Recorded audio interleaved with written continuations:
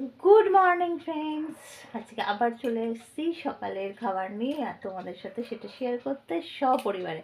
আজকে তিন্নিও উঠেছে, মশারিটা ইগনোর করো, শীতের সকাল এইরকম টুকটাক হবেই।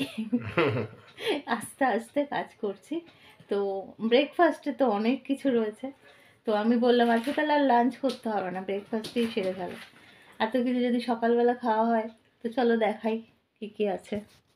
আগে তোমাদের দাদাভাইকে দেখো, বাজার টাজার থেকে এসে এবার একটা হাসি দিচ্ছে, ব্রেকফাস্ট অনেক কিছু নিয়ে এসেছে, বাড়িতে কিছু করা হয়েছে আর কিছু নিয়ে এসেছে।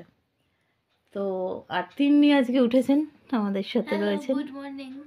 এদিকে তাকে গুড মর্নিং এখনো ঘুমের ঘোর কাটেনি। আর একজন, হরি গুড মর্নিং বল। গুড মর্নিং বলে দাও বাবা। ওই যে উনি ব্যস্ত আছেন।